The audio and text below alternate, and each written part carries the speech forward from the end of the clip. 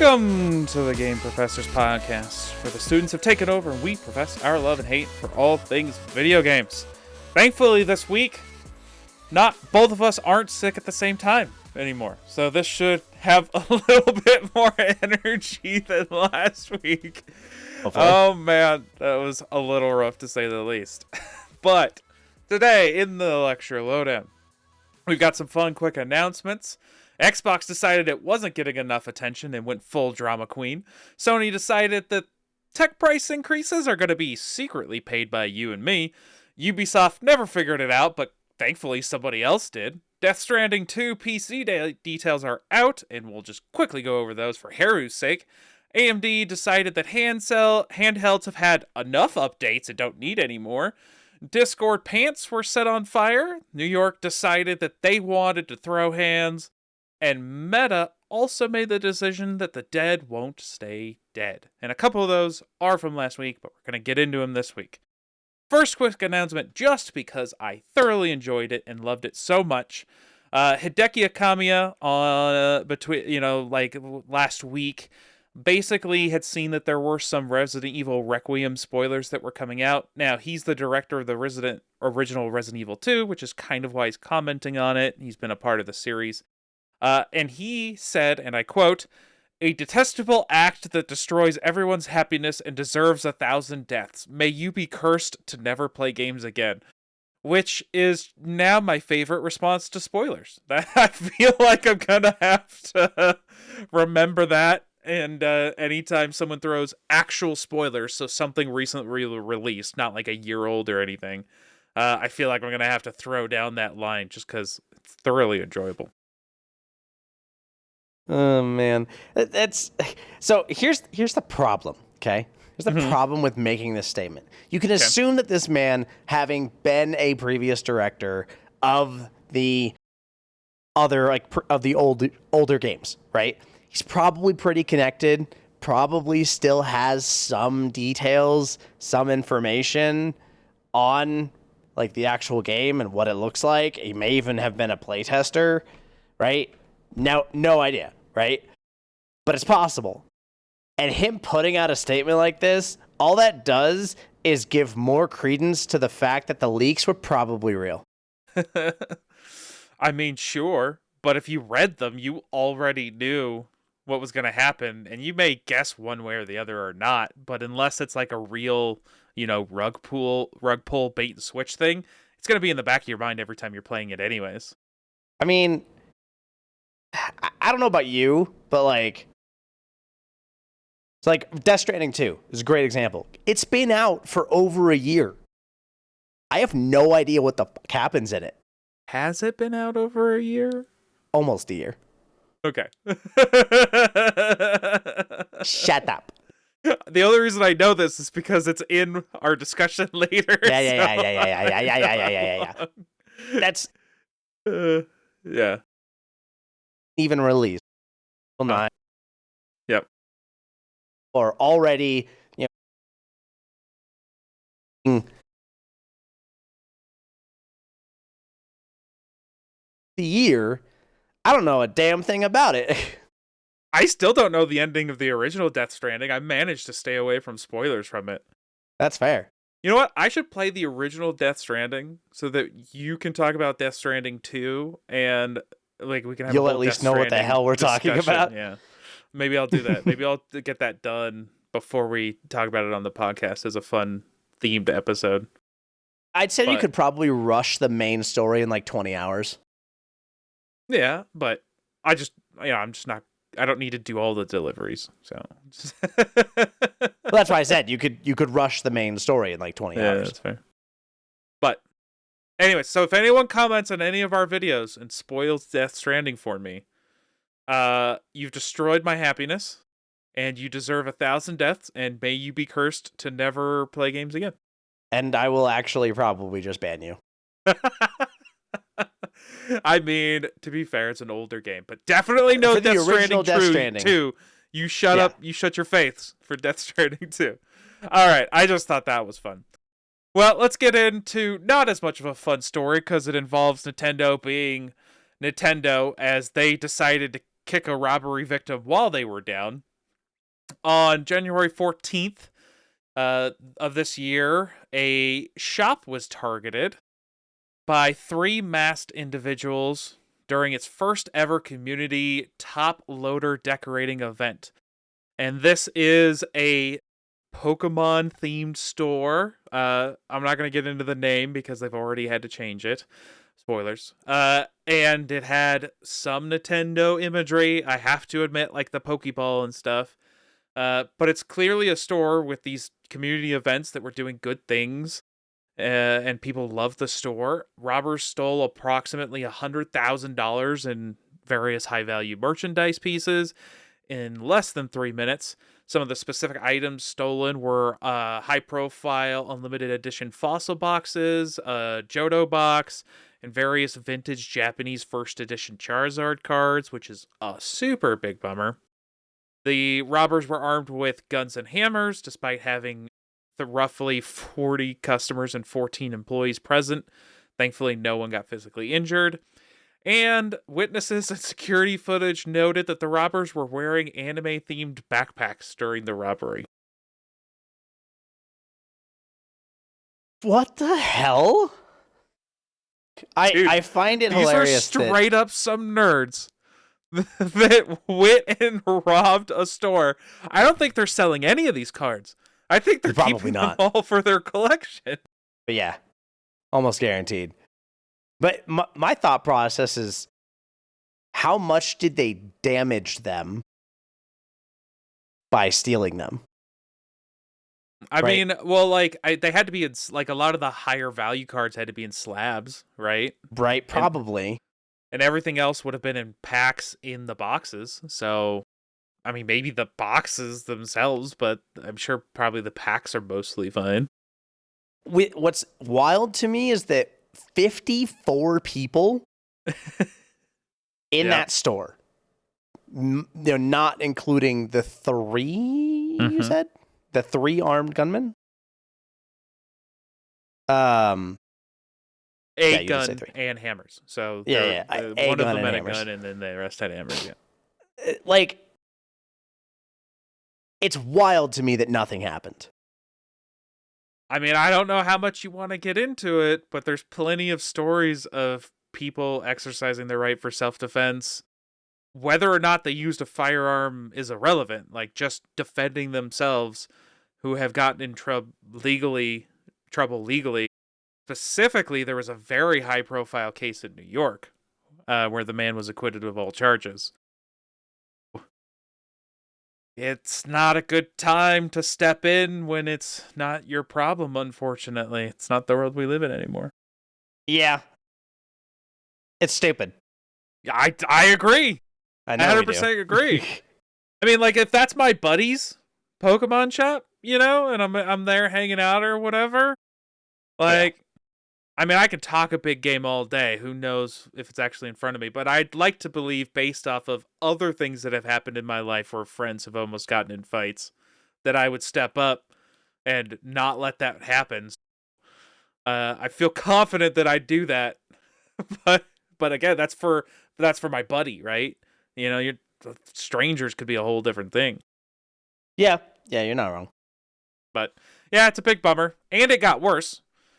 Because after a huge amount of support from the community, right? This is horrible for the shop that was beloved by a lot of people. Well, with the community outpouring brings media exposure. Media exposure is usually good for business, unless that business may be, unfortunately, using a couple of copyrighted materials that are owned by Nintendo. And Nintendo very much does not let any of that happen. Now, to be fair, to get the legal portion out of the way, you are required by law to protect your copyright, or you lose the right to protect your copyright in the future. So if they become aware of something like this, then they have to take action. So, in mid-February, Nintendo contacted the owner and expressed concerns with the name and its use of the Pokemon ball, or the Pokeball, in its logo, and unfortunately forced the shop to rebrand, and it's now called the Trainer Court as of February 18th. The iconic Pokeball logo was replaced with the stylized green C and a star in the center. The owner, Courtney Chin, framed the changes as an evolution, stating that the shop will remain dedicated to the community despite the forced changes, which, great for her. Love the attitude and the vibe. I think this is handled poorly by Nintendo. Yeah. So here's the thing. You have this, they're still planning on doing a Pokemon 30th anniversary event on tomorrow, or 2 days from now as of this recording, the 27th. Like, all you have to do here is be like, yes, you have to change your stuff. We have to do that legally. We have to defend our copyright. So here's what we're going to do. You've been robbed. We're going to give you the money to get the new sign, the new logo, just as a community, like, hey, it sucks you got robbed type of thing. So we're going to help you rebrand so that our lawyers are happy and you're happy. And we're going to donate a bunch of stuff for your 30th anniversary event for you to give out to the community. Like, that's an easy win there, right? Yeah.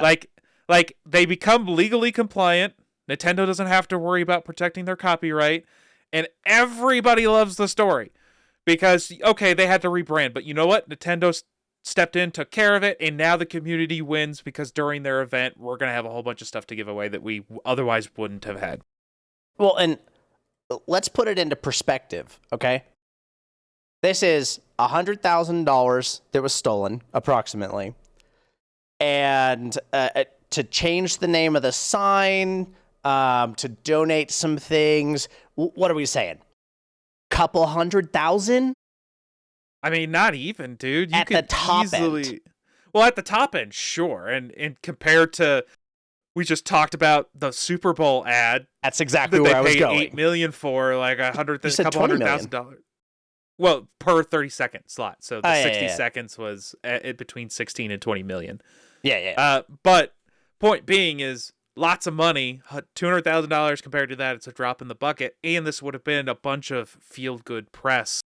Mm-hmm. You know, we're sitting here talking about it now. How much better would it have been if it was an actual wholesome story? Well, not for us. This drama's great to discuss. But how much better would it have been for Nintendo for the wholesome story? Everyone would have loved that, as they do in the RPG story games. Exactly. And, like, a drop in the hat in comparison to the amount of money that they spent on a marketing video for the Super Bowl that netted them $0. Yeah. And they could have recorded the whole event, right? They could have sent out cameras. It could have been a part of their 30th anniversary promo material. Yeah, and they could have live streamed the whole thing to Twitch, like people opening packs live and stuff. Like they could have done a whole thing. Yep. Well, we could even take this a step further. You said that they do have to protect their trademark. Okay. Yeah. By law, you have. There are many different ways of protecting your trademark, though. Because you can license your trademark. Yes, I agree with that, but I also know that outside of this feel-good story, you never really know how somebody's going to turn out. That's true. Right? And if they help pay for the rebrand and then help them give away a bunch of stuff to customers, then they wash their hands of it, right? If these turn out to be terrible people that were serial killers, it's like, oh, well, yeah, but Nintendo gave stuff to the community and gave them, $20,000 in material to rebrand a store. They've done nothing to enable, this type of behavior or anything. So I agree, you could do some licensing, but I do think the safe thing that is as good is basically footing the bill and then bringing the community together. Yeah. And even if they don't want to do $200,000, $10,000 for a new sign in the paperwork for the business, and 20 to 30 grand of free Pokemon packs and boxes and all that kind of stuff to give out. Like, you could get away with spending a lot less money and still get the same amount of goodwill. Obviously, more money would have been awesome and way within their means, but you could easily do way less and still get a similar result. Well, it's just insane to me that like they don't have a PR company or that they don't have a PR department that's looking at shit like this and going, "Oh, that'd be a good idea." Yeah. But I mean, kind of have to question whether Nintendo really cares about the community. I mean, fair. I think there are people at Nintendo that care about the community. Right. But the question is whether or not the company as a whole can claim the same. Yeah. I mean, so when we say company as a whole, though, who are you talking about? Because when I say company as a whole, I'm generally referring to the C-suite.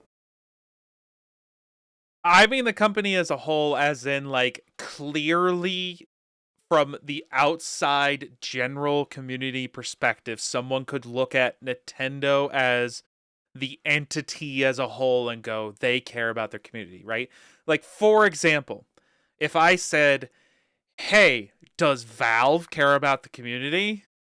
Your answer would most likely be just a general yes. And then you could dig deeper about why that actually is, but your general answer would be yes. Now, if you asked Microsoft if they care about their community, I think most people would probably answer not really. So that's what I mean as a general whole, is if you can apply a vague sense of caring to the company as a whole, that's what I would say as the company. Yeah, it becomes very clear when you look at like corporate directives and stuff like that. Because here, there's plenty of people that work at Nintendo that absolutely care about the community and love the community and do things for and sometimes they have enough pull where they can make things happen for the community. But I mean, just look at Nintendo's copyright policies from YouTube alone. Like, none of that is like community friendly per se. Mm-hmm. So, but yeah, big bummer. There was a great opportunity for here to show that, they stand in solidarity with their customers and the people that are into their products. But it didn't happen. This community is great, though. Clearly, it sounds like it. And this person Courtney here has an awesome, positive vibe attitude. So if you're in New York on Friday, they are having an event. So maybe go check them out. But that's sad. Getting into a little bit of a more ridiculous story. Apparently, Baldur's Gate 3 is being used as an AI litmus test. Now, I don't know if you saw this story, Heru, but it's recently surfaced from various reports that Elon Musk, whose personal company, X, owns Grok, and they create Grok, the AI, that's built into X/Twitter, reportedly blocked a new Grok model release last year because the AI failed to provide sufficiently detailed answers to his questions about Baldur's Gate 3.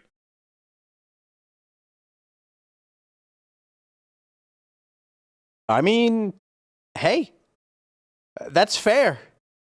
But like, I would say that Baldur's Gate 3 is probably pretty low on the litmus test scale.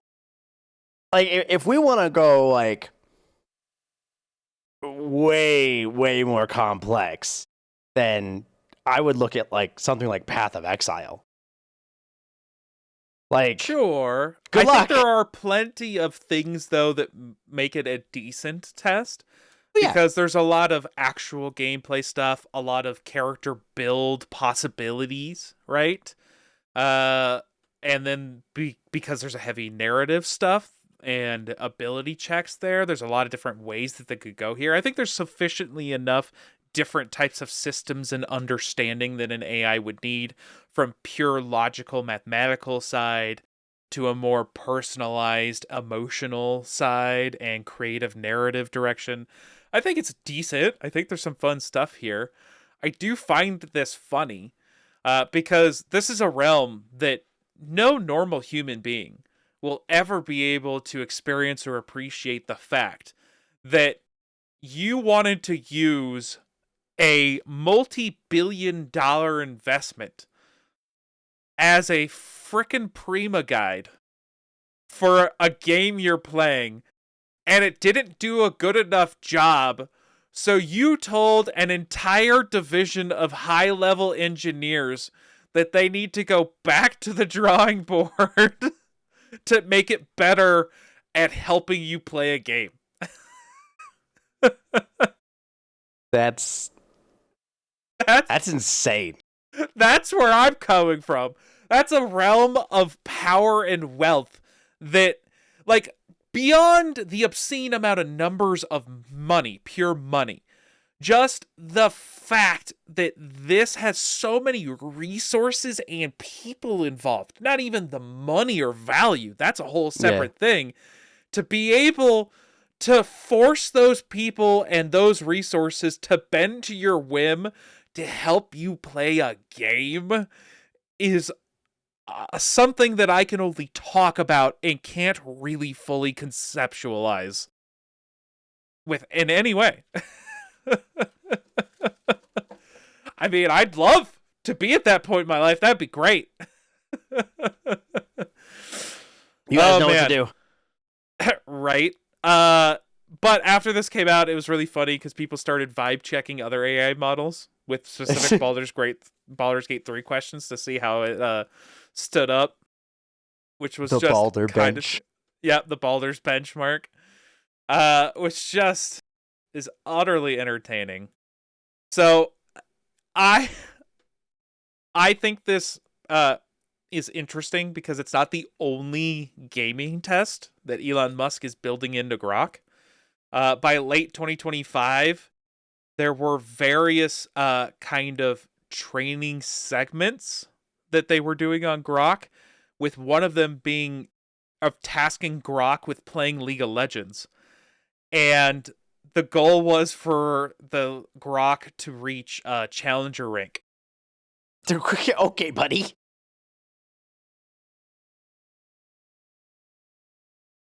And this wasn't an API. This was Grok with a camera and mechanical input set up and analyzing the video footage. So it's not like it's digging into the hooks of the game software, but trying to play and interpret as a human would to get to that level. Which is a whole extra segment of wild. Not only does he want it to be a guide, but he wants it to be games for him. I mean, keep in mind, I don't know if you saw, but within the last year, Elon Musk has had some very high-level accounts in various games, and it came out that quite a few of them had ended up being kind of like boosted and stuff. So, I mean, this really just feels like he wants to be able to use the game as a game, or he wants to be able to use Grok as a game guide.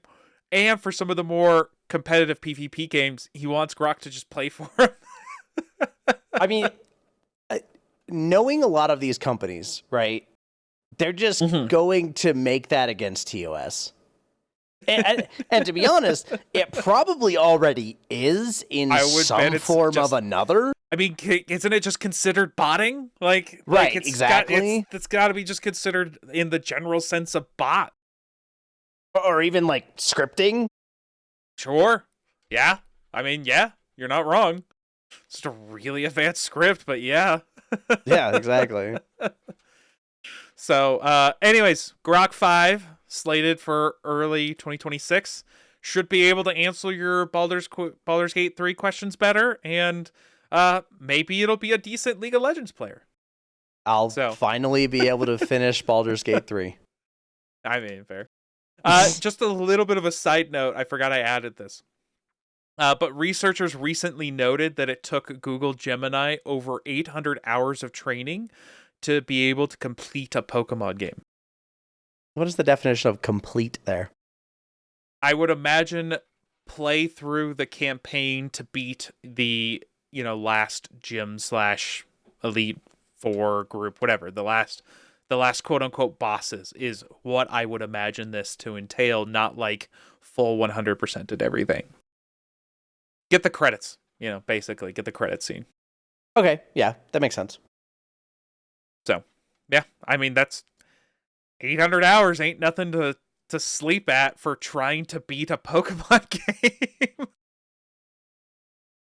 So, and, Pokemon's definitely more straightforward than Baldur's Gate 3. So, if it's taking 800 hours to do that, maybe we're not quite to League of Legends champion or challenger yet. Yeah, good luck. I mean, I think given their stated goals, right? Because their stated goals are that Grok is supposed to be tuned to prioritize theory crafting and optimization focus, so that it can guide gamers through builds and stuff like that. So, given that fact, I would say that I think that actually training it to play League is probably a good idea. But even more so, I would say that if that's your end goal, put it into Path of Exiles. You're not wrong. Because, like, there's so much information in there that, like, most of the time, we can't even parse it all. Hey, you know what? Why don't you write that in as a suggestion to the Grok AI team? Nah, thanks, I'm good. Okay, well, then you're not getting it. So look, it'll skim this freaking YouTube and it'll get this video and it'll get the freaking. Oh gosh, anyways. I hope when it's playing League of Legends, it's not allowed to read the chat. God, Grok would become so toxic so fast. I mean, yeah, yes, it would. Anyways, moving on. Apparently, there's some BioShock games coming out. And if you wanted to know how we know that, it's because there was some news that came out about the BioShock movie. So apparently principal photography is tentatively scheduled to begin early 2027. So that's starting 2027. So that's not when the movie would come out. So you're, quite a few years after that. The reason we know about the games is apparently Netflix and Take-Two are aiming to align the movie's premiere with the new incarnation of the BioShock game franchise. So essentially, BioShock 4 should be coming out sometime in the late 2020s / early 2030s in conjunction with the movie. Interesting. Yeah, I mean, I love the BioShock series. So I would love to have another game. I'm looking forward to more of the new Ken Levine game that we talked about the last couple of weeks than BioShock, technically whatever 4 ends up being. But it's got promise. Could be cool. Love the setting. The game is being headed by Rod Ferguson, who's the ex-Diablo and Gears of War alumni. And there was a canceled remake of the original 2007 game, which is what it is. And this particular director, Francis Lawrence, has worked on quite a few thrillers. Technically, I guess maybe a thriller horror movie, but I Am Legend, which is a movie that I loved, except for the choice of the ending. But yeah, it was a very good movie. The story was amazing. The ending was, yeah. Did you ever see the deleted scene? I feel like I have. That's what killed me, was the deleted movie, the deleted ending that they recorded was way better than the original ending. Because in the deleted scene, they find out, he sees that they're actually got some human left in them, right? And that he gives her back, and they kind of do their thing, and go their separate ways rather than the weird sacrifice at the end of the movie. So yeah. But the rest of the movie was great. So as long as they fixed their ending type of stuff, it's supposed to be gritty. It's going to have a rated R setting. which a Bioshock absolutely needs to be rated R. Don't give me some washed out PG-13 movie. So Right. Oh my God. I think I'd probably just not see it. it would have to be like the reviews would have to come out and be like it's actually good rather than Yeah. me seeing a mediocre PG-13 Bioshock movie. Yep. Yeah, exactly. But it's not going to be the case. It's going to be gritty and rated R. So we'll see. I look forward to it. Interesting. There's a game on the horizon. I don't think we usually see many game production leaks because of a movie. So this is an interesting turn of events that I felt like we should talk about. All right, moving on from there. Patrick Soderlund, who, if you don't know, was the head of Embark Studios as of a few days ago. However, he has been promoted because Embark has done a fantastic job at making money in games. Between the finals, which wasn't a mega hit, but was a very popular, successful, money-making, free-to-play Twitch shooter hit, which was great. And then obviously the smash mega hit of Arc Raiders. Nexon decided, yeah, this guy knows what he's doing. So they gave him a promotion. I mean, I like this. I like having people in charge that know what a good game is and the things to prioritize. So as opposed to Xbox, which we will get to in a bit, Nexon has picked a leader who's been in the industry and been a part of gaming successes and a part of studios that seemed like they valued their consumers and their consumers' time. So I like this change, and hopefully it leads to maybe a better crop of games coming out from Nexon as a whole. Well, the studio's under their umbrella, obviously. I mean, will this stop Nexon from randomly purchasing and killing the next MMO? Maybe not. But, we can hope. Hey, we can always hope. I mean, this is a good step to make that not happen this next time around.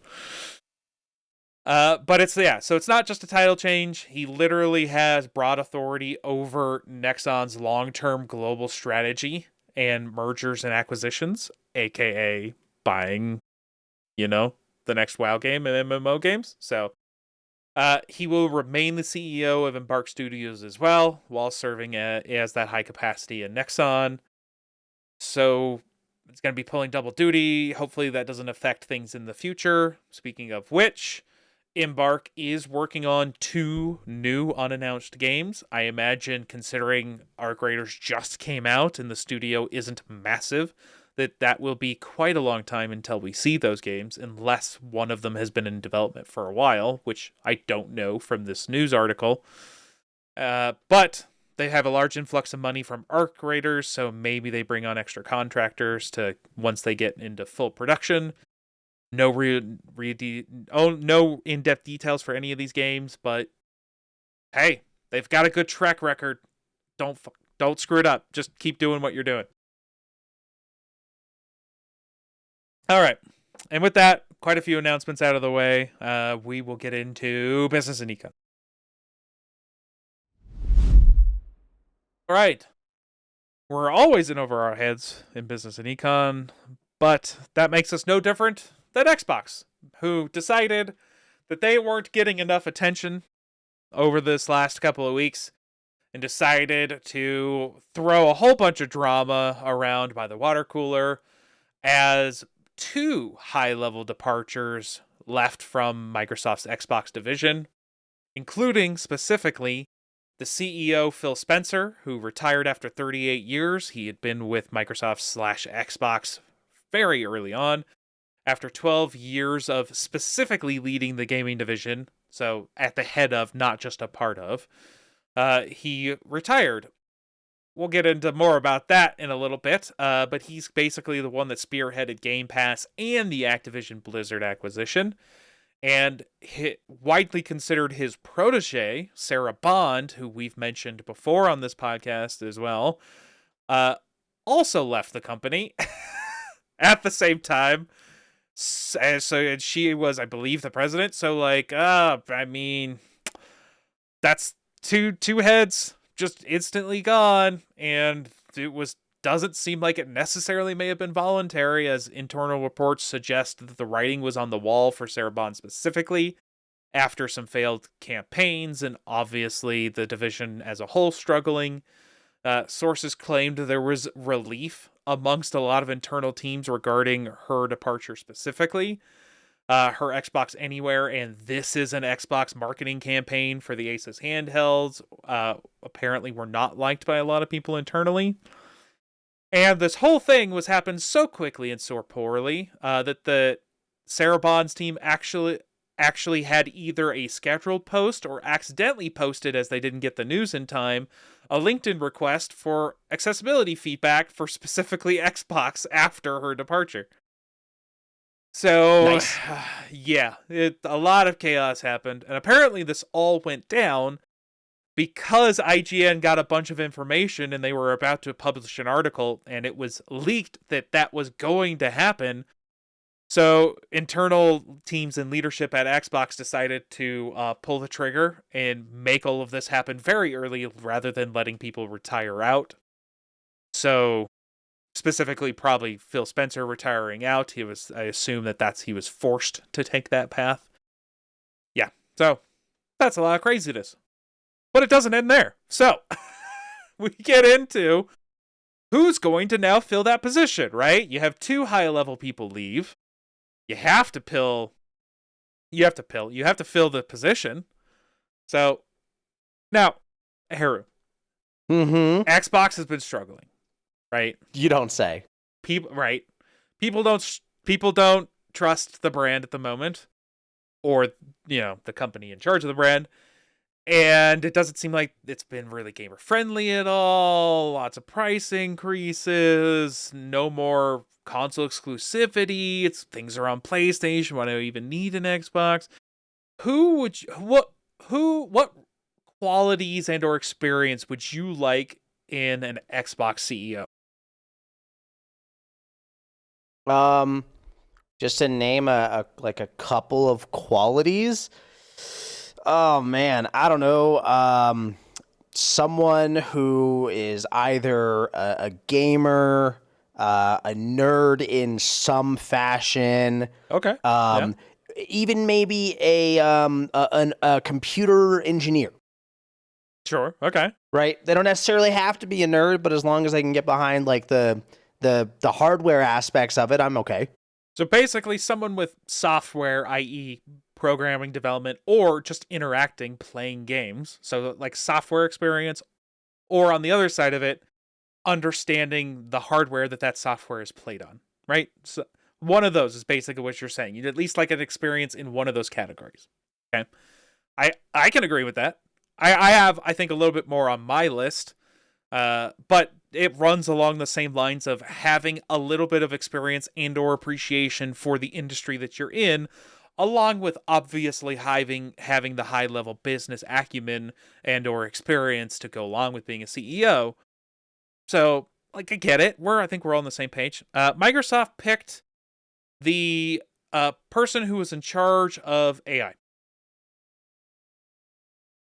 So, Asha Sharma is how I'm going to pronounce that. Was the president of Microsoft's Core AI. Has 0 background in the gaming industry, and previously held roles at Meta, which is Facebook's parent company, and Instacart. So, nice.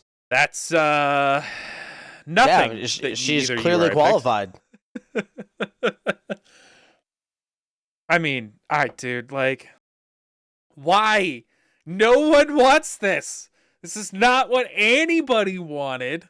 Now, to her credit, in her first memo, she promised a return to great games, renegade spirit, specifically vowing not to flood the ecosystem with soulless AI slop, which those are all great sentiments. I can get behind it.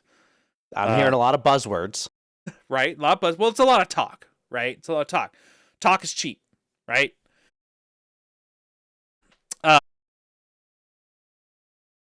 Yeah, well, it didn't go as planned, Weird. So, there were a lot of speculations that she had started using an AI bot to respond on social media. Oh, that'd be hilarious. That with zero gaming experience, Microsoft decided to build her an account with gaming experience. Now, that's a little bit of speculation, so let's get into it. To show that she has gaming acumen, she shared her gamer tag, which is her name backwards. So very original. And I'm not going to try to say her name backwards, but yeah, it's her name backwards. So, she's basically got Alucard as a fucking gamer tag. Yep. You're talking to gamers. Gamers are already not on your side. Yep. So if you're going to put something out there, you better make sure it's real or that people can't figure out the game you're playing. Okay? First red flag, the account is a month old. Jesus. So it was created January 15th of 2026. Oh, I mean, God, well, that's not very long to have an account. Okay, well, sure, but it has 10,860 gamer score. Like, wow, that's a lot of games played. Yeah, you'd kind of, to get that type of gamer score from a lot of quick and dirty 1,000 gamer score games, you'd have to play way more hours than are in the 4 weeks before they posted this. Specifically for some of like the indie titles, to get the type of achievements that she had, and that it showed the account being logged in for 43 hours playing a single indie game, Ball X Pit. Good game. While being vetted as CEO, mind you. So, I mean, definitely I have that time for sure. I mean, that was clearly part of her vetting. Just definitely. Yeah, that's totally how that broke down. You know what? Part of the vetting. It's also why she has some like pro level achievements, ultra rare Minecraft achievements that are considered basically impossible for beginners. But she's not a beginner. She's clearly a pro. So she had those achievements. Well, the walkback began almost immediately. As on February 24th, she responded to the backlash claiming the account is a shared family home account used by her kids and family on multiple devices, stating that, quote, faking it would be a terrible idea, end quote. And they now fixed it so that everybody in the family has their own gamer tag.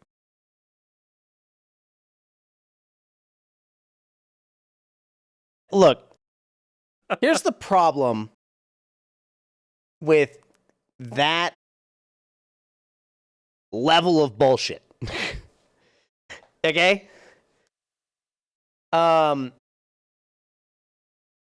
She is 36. Okay, yeah. Okay?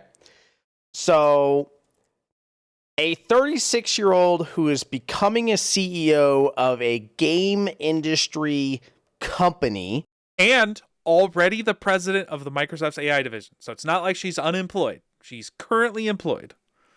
Correct. Uh-huh.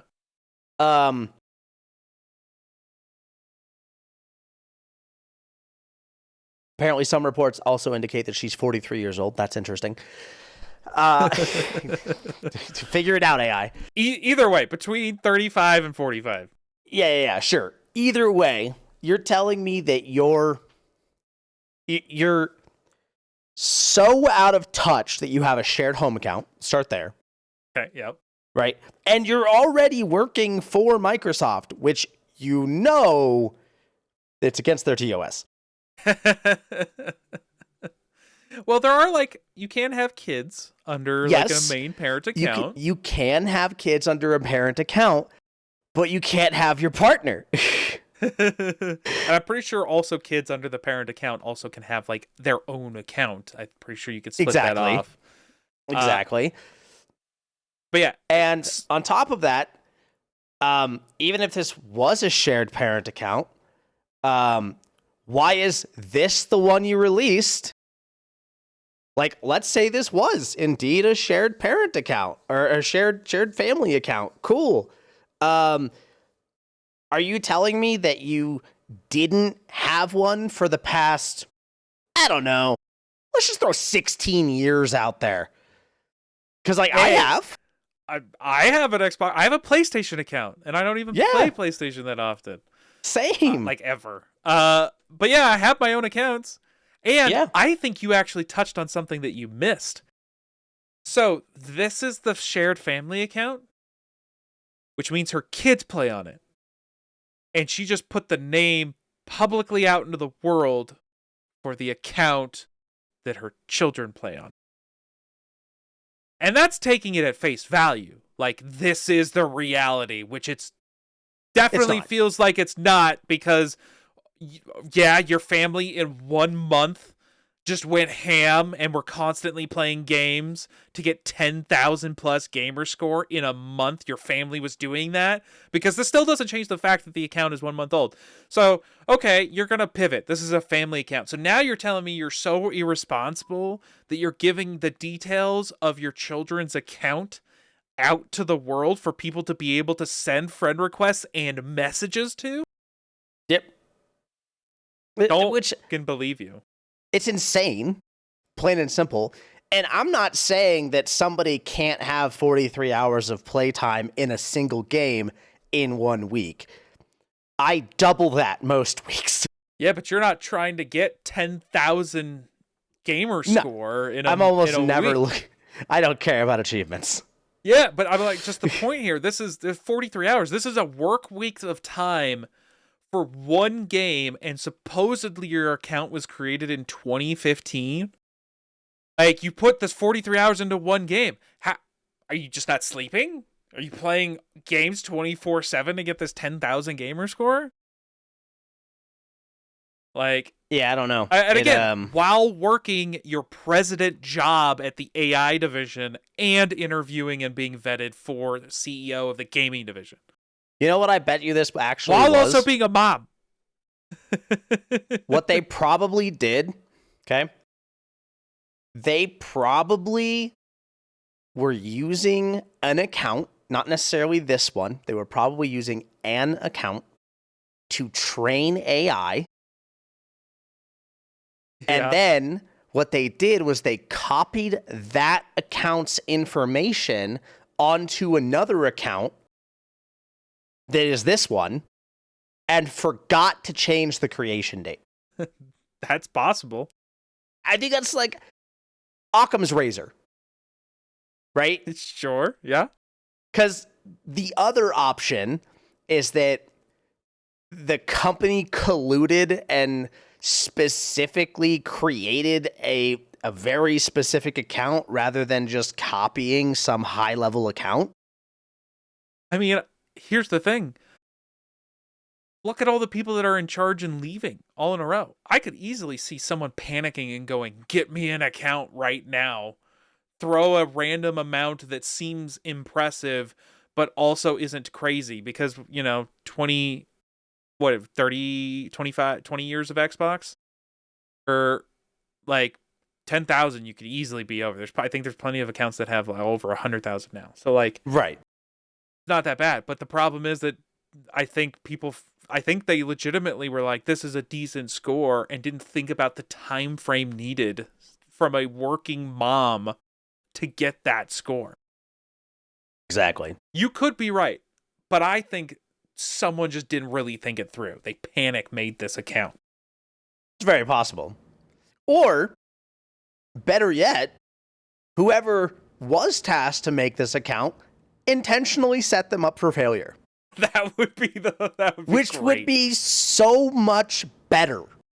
and if you were the person who created this account and actually set Asha up for failure, I'd love to interview you. Yeah, definitely. Reach out to us. I would be happy to do so. You can use a voice changer. You can do whatever. Yeah.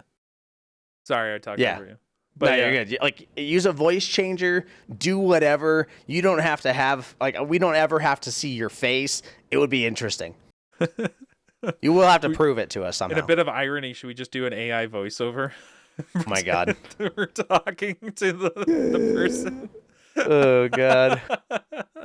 Gotta be hilarious. All right, let's keep going. Man. Okay, but anyways, and it doesn't stop there with the account, because why would it? You know, if you're already in for a penny, you may as well be in for a pound. So the replies ended up starting to get a little bit more consistent, which is not necessarily a good thing, as a lot of people pointed out that they started to sound, quote, chat PT-ish and soulless. And at one point, she even responded with beep, boop, beep, boop, clarifying that, yes, I am writing my own posts, which didn't do anything to help. Man, and after... What's that? If she really wanted to, like, meme it up super hard, she should have just wrote out, yes, I am writing my own post, but in binary. I mean, that's what she should have done. That would have been fun. That would have been more fun. Yeah. After she got called out by one social media person by the name of Smash JT, the replies have stopped. So she's now stopped interacting with the community. Again, another red flag. Like, you can't interact with the community in any way after you get called out for having an AI bot. I mean, the only reason you would do that is if you stop using the AI bot instead of just having normal human replies. Mm-hmm. So, I mean, either someone told her to stop, someone pulled her access specifically, right? If she was using some kind of specific AI chatbot to reply, it's very possible for any of those AI companies to just pull your access, pull your token, right? You just can't access it anymore. I mean, my guess would be she's just using Copilot, which is Chat PT blazed. So. Yeah. Yeah, but those were words. I'm sure of it. They had letters in them. They did. Yeah, I mean, the whole thing's ridiculous. It still didn't stop there. So, at some point, I'll tell you, this segment will stop, but they just kept giving me more ammunition. So, it was asked of her a few days later, or not a few days later, but amongst all of that craziness, if Xbox games will continue launching on PS5. She did not commit to stopping that trend, saying the plan's the plan until it's not the plan. Okay, cool response. Go back to the AI. Yeah, right. And then, specifically where we kind of hit our final hurdle is, as of today, starting at around 12:30 p.m. Eastern Time, Xbox mobile app users globally were bombarded with a series of cryptic mobile test messages and push notifications. Specifically, some were hit with between 10 and 60 notifications in rapid succession. Jeez. And the messages were identical, stating that this is a dummy message sent via Braze. Please capture a screenshot once you received it. This should take you to the recently added gallery. Wow. What is Braze? Braze is an AI-powered customer engagement platform that Microsoft and many other tech giants use to manage and automate push notifications. So, to sum up, previous people ousted, probably forcefully behind the scenes. New person put in with an AI background says that they will not do AI slop. Proceeds to have somehow a fabricated account. At least something's fudgy or weird with it. And then proceeds to potentially be using an AI bot to respond to things. And then a few days later, said promise for no AI slop, customers get bombarded with tens of notifications from a AI spam bot notification platform. So, I mean, I've seen it happen with other companies, right? Yeah, it's just everything all at once. Yeah, it's just everything all at once. Yep. I get it. I get it. Believe me, I get it. I find it funny as somebody who works on like test environments and production environments. There is absolutely the chance to accidentally do something like this. But like, pause. Just stop and think. That's how you solve these problems. That's how you don't make these mistakes. I mean, like, why fake a gaming background? You are what you are. You know what you could have done to show that you cared with the community? Like, look, because I'm not going to say whether or not she actually has any sort of gaming experience. Like, she could have played games. I don't know, but it just doesn't look like it from everything that's gone down. She didn't play games on that account. Right? So going off the assumption that she has no gaming experience, right? Why lie about it? It's just going to be found out.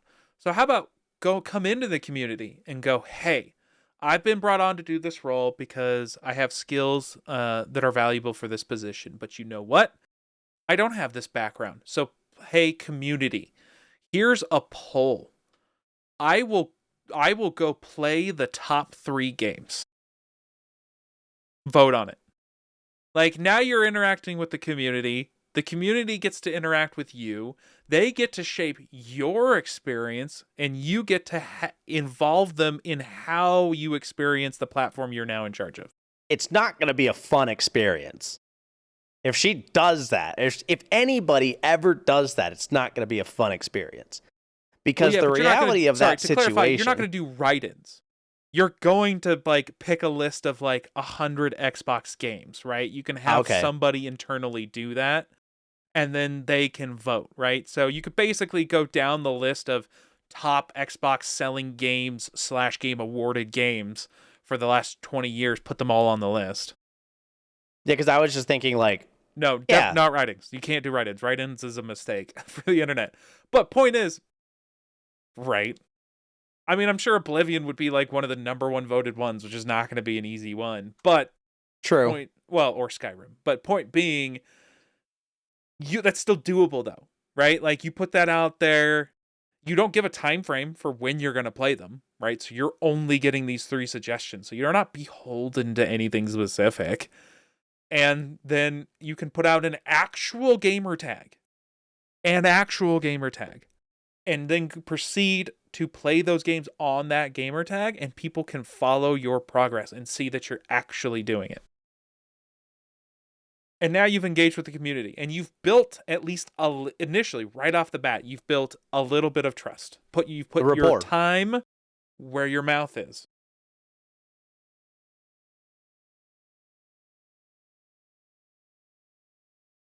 Instead of putting your money where your mouth is. Got it. But again, it's just an easy way to do it. Like, there's no reason to lie about it. There's no reason to fudge it. No matter what, you're going to be called out for it eventually because you say something ridiculous. You're not going to be able to keep up the lie for the time that you're in charge of this gaming division. So just own it and then seek to interact with the community. That's all anyone really ever asks for. You're not wrong. I'm very confused as to what would actually make her good at this kind of a position. I'm not to say that she wouldn't be a good CEO in general, right? But like a CEO specifically of Microsoft Gaming. So, you've actually touched on a little bit of a conspiracy here that I skipped over because of flow.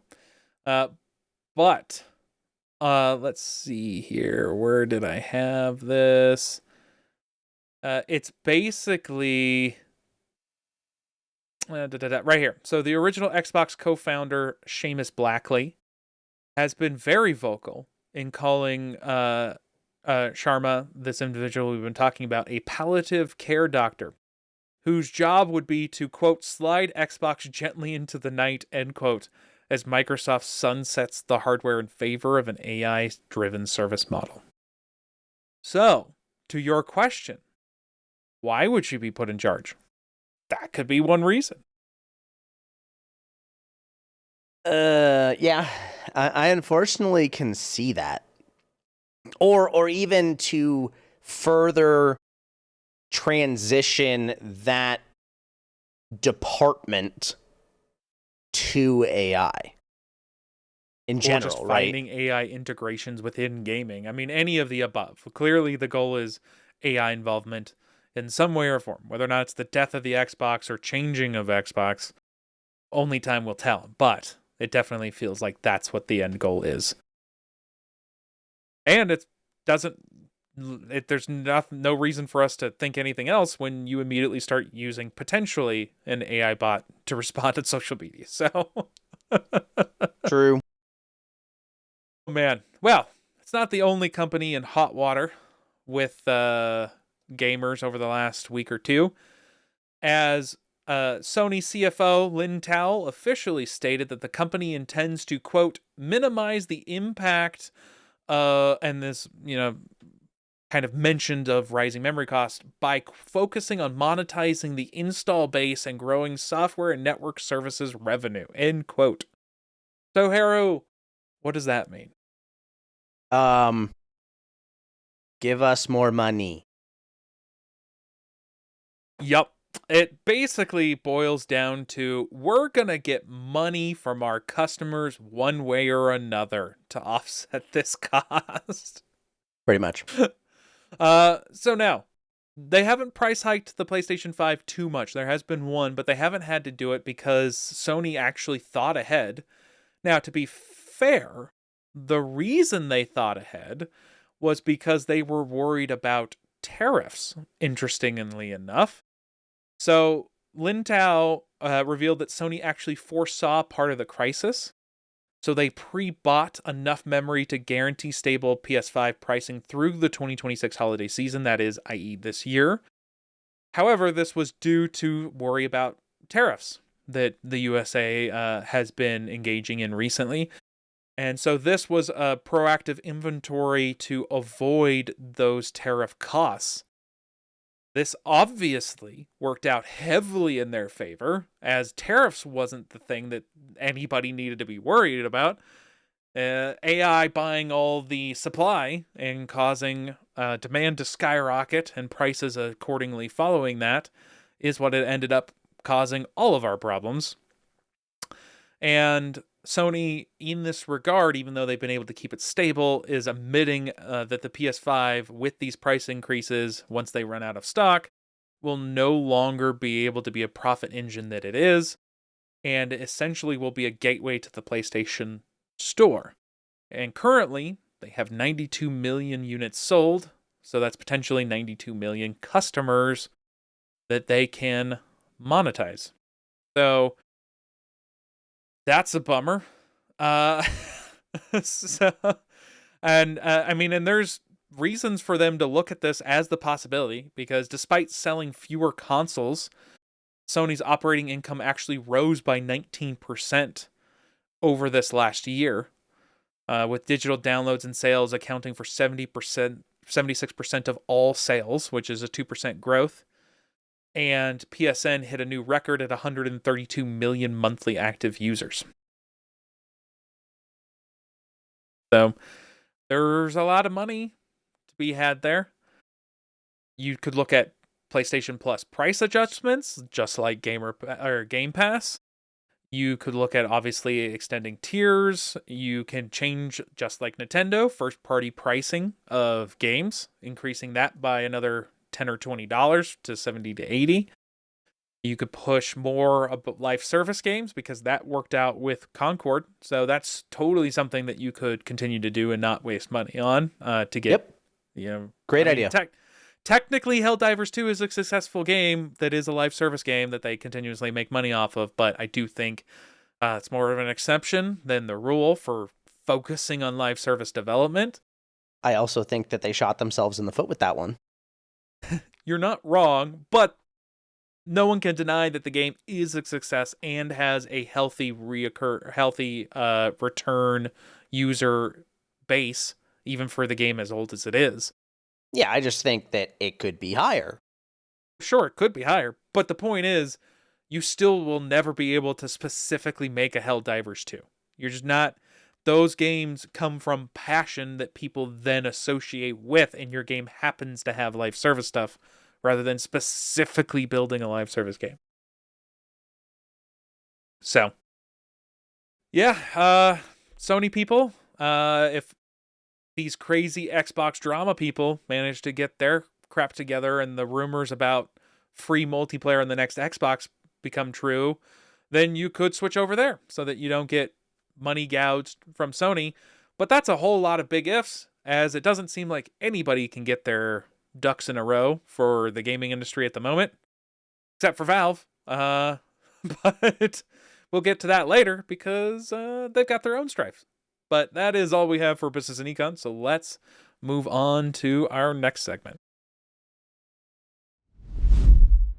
All right, lab work. Now, this is usually recent releases, but a couple discussions here on either games that have been out and a new version's coming out, or a new game that just came out, so I can crap on an old game.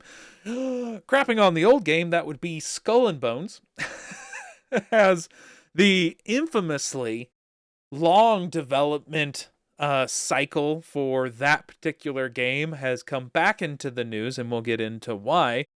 And Sebastian Puel, Puel, that was the director of the original Black Flag, basically pirate Assassin's Creed game. So that was Assassin's Creed 4, Black Flag. As he called the development bizarre for Skull and Bones, as Ubisoft spent 11 years and hundreds of millions to reship the same game that his team perfected in 2013. Which I absolutely love that he came out and said it, because that's what everyone has said day one. We're not famous, but I know that you love Black Flag, that you loved Black Flag. I love Black Flag. I don't think I've met anybody who's played Black Flag that has said that they didn't like Black Flag. So yeah, all we ever wanted was Black Flag 2, more naval combat, or a focus on naval combat. Take your pick, however you want it. Focus on being a pirate rather than the Assassin's Creed stuff. I think there's multiple directions you could take that type of game. Sure. And it would be amazing. Yeah, but all you had to do was use the bones that you had built, pun intended, and go from there and elaborate on that, add more to that, instead of going, hey, I have a wheel, I need a device to help move things around, let me make something entirely new. Right. So, apparently the rumors are that the game actually only existed because of a legal deal with the Singapore government for financing, as Ubisoft had to ship something, as opposed to the game just being canceled outright. That would be hilarious. Right. Well, those government obligations. As of today, or as of this recording of this podcast, the game is struggling to obviously stay relevant, although they're now in year 2, season 4 of content, which kind of blows my mind. As the active player count on Steam dips into the hundreds, full stop. So, like, 100. That's it. So, often, ironically enough, lower than Assassin's Creed Black Flag on the Steam user numbers. Strange. Wow, it's so weird. I should actually go back and play Black Flag at some point. Yeah. Anyways, they can. I'm not going to get heavily into this, but essentially, they're doing updates. They keep breaking things. The game is what it is. Just ignore it and move on. Especially because, another indie studio comes around and does what the big boys struggle to do, which is apparently make a good game, as Windrose just surpassed 100 million Steam wishlists and exploded in popularity, not just because they showed off that it looks like they're going to do a good pirate game, but they actually had a demo that people could play, and the demo was promising and people enjoyed it. People are calling it essentially the Black Flag successor that they actually wanted. So you actually can walk off your ship onto islands, explore and engage in land-based Souls-light combat. There are RPGs mechanics with deep crafting, base building, a co-op survival loop that makes the world kind of feel alive, rather than the menu simulator that is Skull and Bones. And the demo actually reached 22,000 concurrent players. I wonder what the high is for Skull and Bones, because I'm not even sure it necessarily reached that height. But definitely bigger than what Skull and Bones is now. Yeah. Let's see.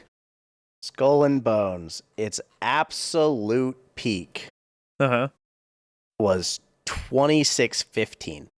Okay, so they beat it by 4,000. 11 years of development, probably over $100 million, and they barely beat a demo from an indie studio. Yep. I mean, so like, look, I find it hilarious because you have it titled up here, the quadruple A disaster, right? Yeah. And the reason that I'm bringing that up is because I think as gamers, we need to stop allowing companies to label something as AAA, AA, single A. No one cares, right? At the end of the day, what do we want? Good games. Yep. When do we want them? Now. In the near future. No, right now. Want it now. Okay, man. As long as it's working, I'll take it whenever. Actually, that's my answer. When do we want games? When they're functional. That's going to be my answer. When they're good. Yeah. I mean, here's the thing. If this comes out and is great, awesome. I mean, people have been asking for a pirate game for forever. Specifically since Black Flag, obviously. And God, what was the Xbox pirate game? Gosh. Yes, and that did not start off well, but ended up being pretty decent at a certain point. And even then, people have still wanted a more in-depth, full-fledged pirate game. So all you have to do is that, and it just boggles my mind that these quote-unquote indie studios keep finding ways to get this success without being, the hated AAA, quadruple A, stupid phrases. Again, we just talked about Embark's CEO getting a higher level position because they were able to figure their stuff out and just make good games. That's all you have to do. Hey, let's start with designing a good game. Okay, is this game fun to play? No, it isn't. Why not? Fix that thing. Make it fun to play. It's just not that hard. At least Ubisoft has... before I continue, maybe we just need to, call it like a $triple$ game. And we rate games based off of budget. Rather than perceived production value. I mean... Because that's technically AAA, quadruple A. That's kind of what we're hinting at, right? Is that it was a big budgeted game. That's true. Like, most people wouldn't call Expedition 33 a AAA game, but I would say that it measures up. Well, it definitely measures up. It beats quite a few AAA games in terms of quality and experience, let's say. But it definitely did not have a AAA budget. So. But it does look like Ubisoft at least recognizes that the ship needs to be righted, still pun intended, as they have brought back quite a few people from the original Assassin's Creed games. Let's see, it looks like Gene Gunderson is how I'm going to choose to pronounce that, which was, returned after 17 years of being away from the studio. He was the director of Black Flag and Assassin's Creed Origins. And Martin Schilling, which was the former senior producer on Black Flags, Origins, and Valhalla. And although Origins is kind of the middling one in the middle there, Valhalla and Black Flag both considered good Assassin's Creed games. And Francois de Billy, a production specialist who worked on Revelations, Black Flag, and Origins. So it looks like they're bringing back some OG people, with, thankfully, the consistent theme here is Black Flag, so maybe they can capture some of that Assassin's Creed magic on whatever they produce next. I'm not holding my breath. I'm going to give you some unfortunate news. Windrose is going to be heavily survival-oriented. Yeah, I kind of thought. I saw it, and I looked at it, and I kind of had a feeling that that's what it was going to be, which is sad for me. When I saw this on the script here, one of the first things that came to my mind was, this isn't just the Assassin's Creed boys that are showing up to wishlist this, right? There is a heavy desire for a good open world survival craft game. And if you mix in some Souls-light gameplay and some pirating ship mechanics, those are bonuses. Exactly. And I specifically say open world survival craft, and I'm sitting here like, wait, that's 3 genres. What do you mean? No, it's one genre now. That is the genre. I have been in it for a very long time, and it is one of those things that we have always been looking for the next best thing. Valheim was right up there. It was god tier. It ran into some issues with pacing later on, but that's just an experience problem. However, there have been multiple attempts at piratey open world survival craft games, and none of them have succeeded at all.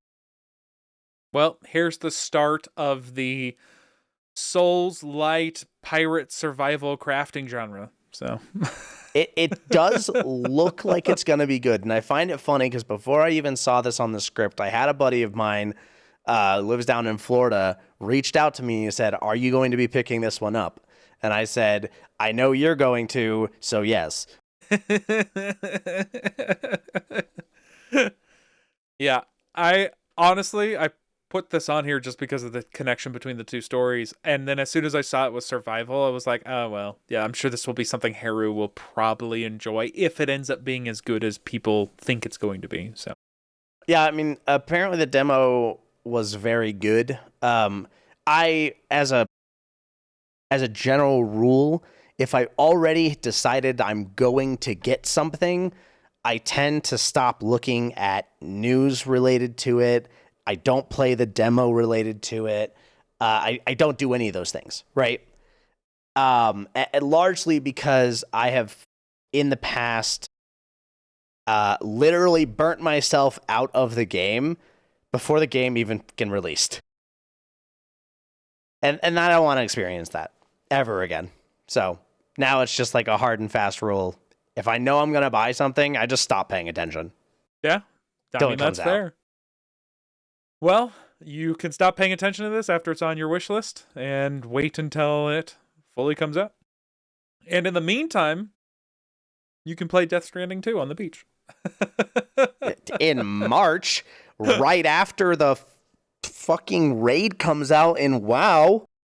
That's not happening. I'm not touching Death Stranding 2 for probably 3 months after it releases. Gives me time to play Death Stranding 1. You're not wrong. Okay.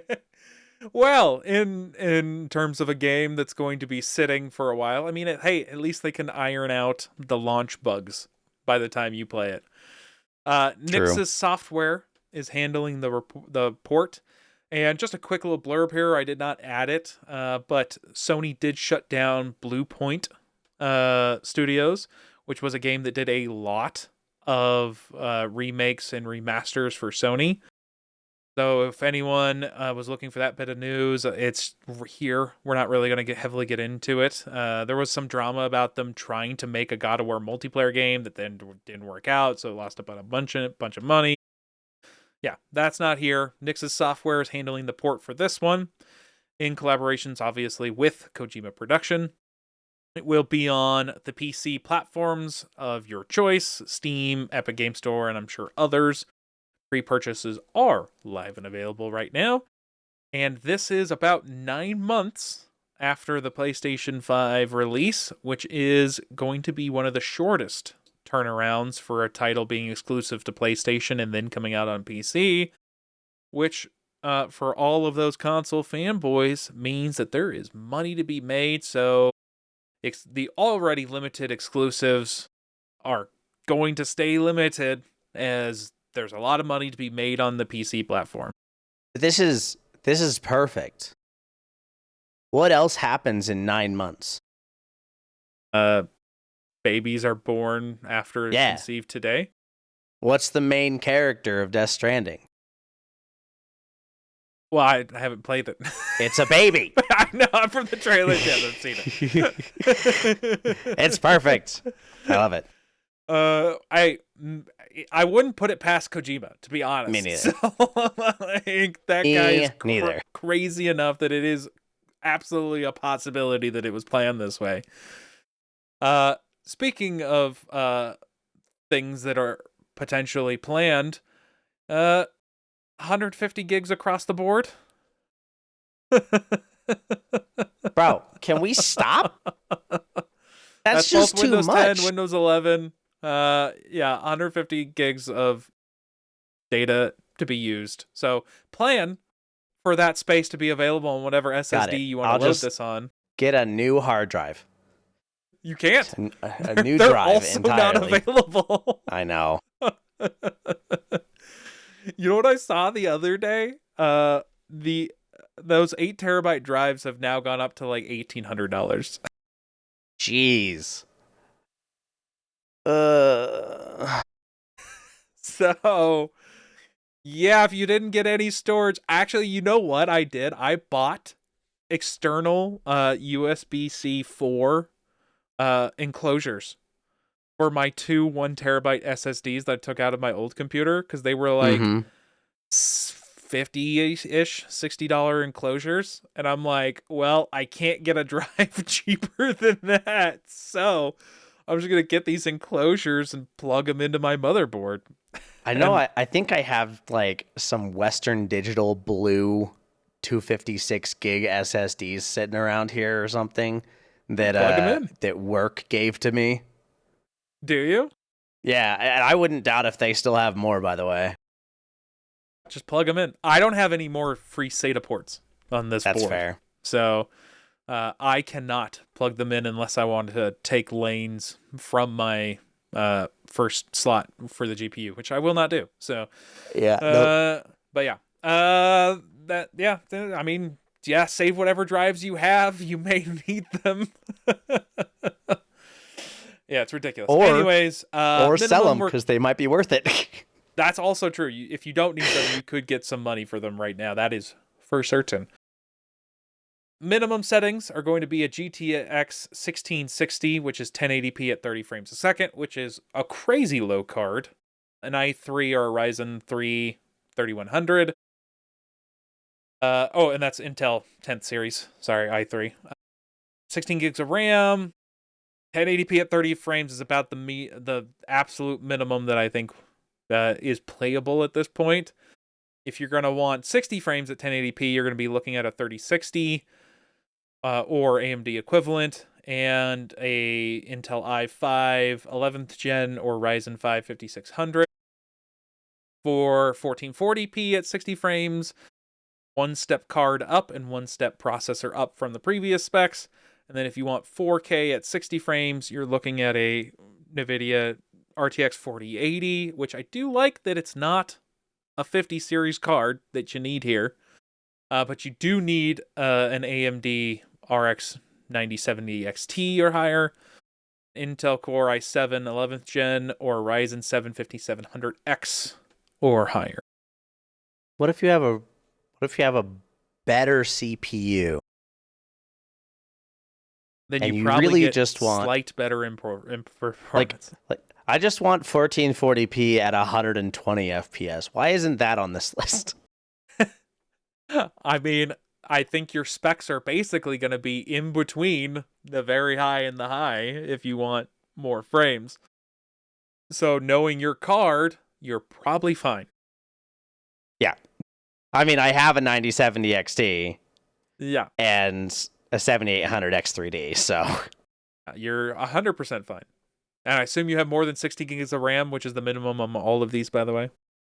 I've actually been kind of curious about that for a hot minute because I lost. You don't know how much RAM you have in your computer? I lost the memory. Okay, it literally just like left the brain. It's 32 gigs. No. Do you understand how many PCs and servers and everything else are in this head? It's yours. You come back to it every night. I built it 9 months ago. That's like saying I don't know what's in my house because I visit a lot of houses. That's not the same at all. It is the same. This is your How is house. that This is the your same? gaming house computer. Oh my lord. No, that's not the same. It is the same. No, it is the equivalent of not quite remembering what type of engine your car has. Yeah, that's insane. If you're a mechanic that built your own car because you've built this computer, Okay, and you don't remember one of the main components, I'm not talking about a random fuse or anything. If you don't know the main components that you put into your car, yes, I would still give you crap. I don't Doesn't know, matter man. how many other cars you work on. I put them in. I made sure it was all set up correctly when I put it all in, and I stopped caring. I literally haven't opened the damn thing since. This is such a bougie PC building response. I know, but I so put the problem things is, in. I don't know what you want from me. Okay, the games play. That's all that matters. I mean, you're not wrong. It is basically that. But at the exact same time, I have literally not taken the glass off of this PC since I put everything in it because it doesn't get dust because of how I built it. Sure. I mean, that's just 100% not true, but it doesn't accumulate a lot of dust, I'm sure, because of the way It has you built not accumulated any noticeable dust in I the bet last if I came year. over there with a white glove and did the You would swipe, That's that not I'd be noticeable. able to see a little dust on that glove. I bet I would. That's not noticeable. That is noticeable. No, you would have Just had to have taken off the glass, which makes it You not can see noticeable. through the glass. If you, I can know, see that's through- my point. Fine, okay, I'll put my finger across. I'll take off the glove, leave it behind the glass, shut the glass, and I'll be able to see the dust. You're killing me, Plague. You're the one that's killing me. Anyways. The game launches with support for NVIDIA DLSS 4, unfortunately not 4.5, AMD FSR 4, and Intel equivalent if anybody cares. We don't. It will have the Pico upscaler, for which will be the first time that's on PC, which is Progressive Image Compositor. It is a native upscaling tech developed by Guerrilla Games for the Decima engine, and is the same method that is used on the PS5, so that'll be interesting for people to get their hands on. There's going to be full support for 21:9, 32:9 aspect ratios, including the cutscenes, which are specifically in 21:9. 16:9 users who are playing on standard monitors can toggle a widescreen mode should they choose to prefer that. And there will be DualSense integration for those of you using a PlayStation controller on PC. The thing that I can very much appreciate is that there will be a dedicated portable preset, which is a nice touch on a PC port release. So for those of you who have Steam Decks or Asus ROG Ally handhelds or anything else, there will be a preset specifically tailored for those types of system hardware integrations, which is awesome. I love that for all of the gamers out there that have one of those. Mhm. Better for performance and battery life and the on-the-go experience, which is great. Players who, I mentioned this last week, but just to reiterate, any PC players who link their PlayStation Network account will receive a bonus PlayStation logo-inspired suit and patch, which, rather than requiring a PlayStation account link, this is great because this is incentive rather than being forced to do so. There's also, Heru, if you're in the need for a new laptop or slash Surface tablet type situation, there is a limited edition Asus ROG Flow Z13, specifically Kojima Productions Edition, which is a $3,700 computer, which includes a copy of the game and has a custom Ludens themed armory crate skin. So I'll get right on it. Yeah, Kojima. So there you go. Just fork over that money, and you'll have a unique piece of hardware. All right, I'll show it off next week. Perfect. So there you are. This will be good. I want to touch on that DualSense integration because it drives me insane. It is possible to integrate DualSense over Bluetooth. Figure it the hell out. Specifically because it has to be wired to get that, is what you're saying? Yes. Yeah. Monster Hunter does it. It's not hard. I'm personally not a PlayStation controller fan, so this doesn't affect me. I am, and it's primarily because of the placement of the joysticks. You can't claw nearly as well on an Xbox controller as you can a PlayStation controller. How much more comfortable on a Xbox? Actually, do I not have it? The hell is it? I'm looking for my PS5. Oh, it's literally right fucking here, hiding in the dark. So I have. It's quite a bit bigger. The DualSense 5 is quite a bit bigger than the DualSense 4 was. Yeah, I mean, Xbox controllers are already big enough. I mean, yes, I know, but like that's exactly my point. Is that they increased the size of the DualSense 5 to get closer to the size of the Xbox controller. Yeah, because you're trying to match the superior option. Nobody. And if you disagree with me, definitely don't leave a comment because I don't want to be aggravated by you disagreeing with me. So don't leave any sort of comment. Yeah, he definitely has no interest in arguing with you. I mean, there's nothing None to argue. whatsoever. It's the better controller, so. Yeah, see? Yeah, no, it's so annoying. Like, just integrate it over Bluetooth. And they probably have, right? And I wouldn't doubt if they just, maybe it wasn't like very specific or what, but I don't know why they wouldn't. Because, and let me be clear, we're still talking about Death Stranding 2 here. So, given that fact, you can't. There is so much feedback that is given to you in Death Stranding games that you really require. Because, like, I'm sure you've seen, the trailers and whatnot. Like, you're carrying a tall stack of items on your back, right? And you're sitting here trying to, balance the whole time.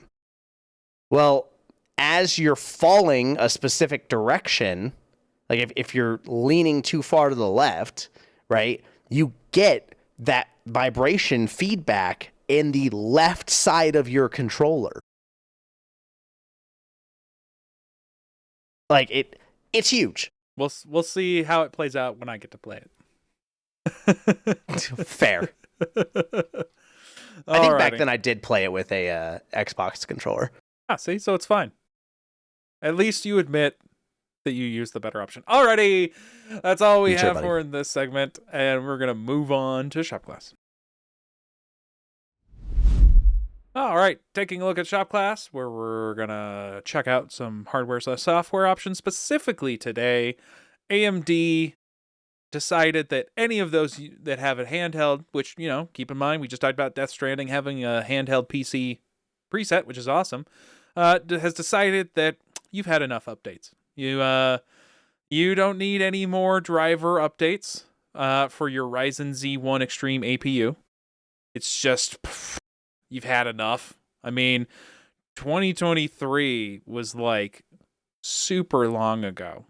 So you can just call it a day, and that's all. It's enough. Anyways, specifically, AMD's halting those updates for that APU, which is only about 2.5 years old.